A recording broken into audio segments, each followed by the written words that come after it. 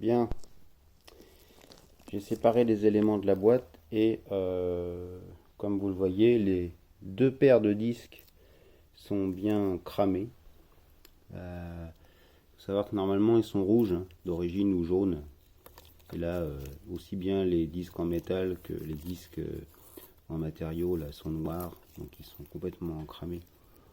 Ceux-là, vous voyez, ils sont presque rouges, en meilleur état, mais ils sont quand même rouges et noirs, donc ils ont souffert. D'ailleurs, on voit des traces de chauffage un peu élevées sur la partie métallique.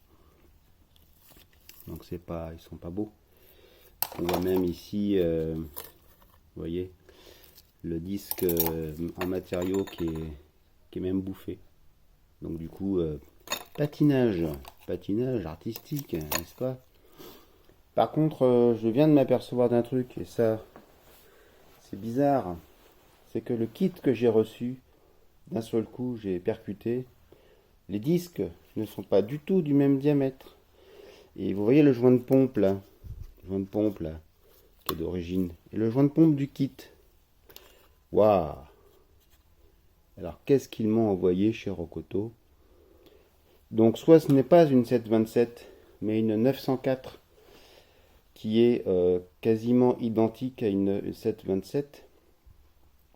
Ou alors, c'est bien une 727 et le kit qu'ils m'ont envoyé ne correspond pas, puisque, allons voir dans la boîte ce qu'ils m'ont envoyé. Vous allez voir que ça n'a rien à voir. Vous voyez la taille des disques à côté. Là, on voit un disque, deux paires de disques, mais ils sont d'un diamètre beaucoup plus important. Alors, bien entendu, TMS 14, allez savoir ce que ça veut dire. Si vous avez une idée, hein, je suis preneur. Parce que ce foutu kit ne va pas.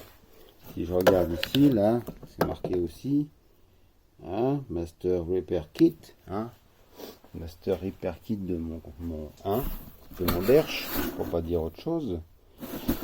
Il n'y a rien d'autre comme information. Donc du coup, eh bien ce kit ne va pas pour dépanner ma boîte. Voilà.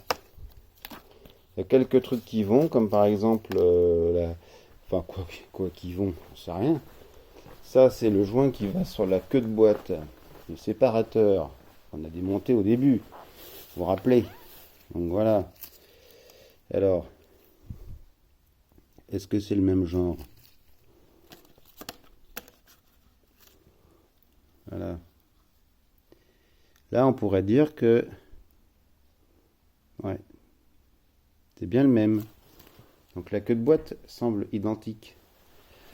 Mais par contre, les disques n'ont rien à voir. Ce n'est pas du tout le même diamètre. Donc, il va falloir réfléchir à savoir qu'est-ce que c'est comme boîte. J'ai bien l'impression que c'est pas une 727, ou alors c'est que le kit qui m'a envoyé ne correspond pas du tout à une 727. Il va falloir élucider le mystère. Donc si je reviens à la carcasse, peut-être que sur la carcasse, une indication qui va me dire que effectivement ce n'est pas ou c'est une 727, parce que le numéro qui est ici, j'ai regardé, c'est le numéro de fabrication, donc 4339 correspond à l'année de fabrication, partant de je sais plus combien, 1er janvier 75, il faut rajouter le nombre de jours par rapport au numéro à 4 chiffres. Si c'est ça, mais voilà, mystère. Maintenant le mystère est entier. Parce que c'est pas une indication comme ça qui va me dire que c'est une 727. En tout cas, j'en suis pas sûr du tout.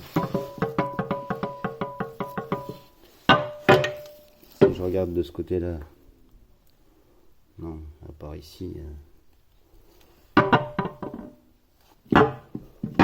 Bon.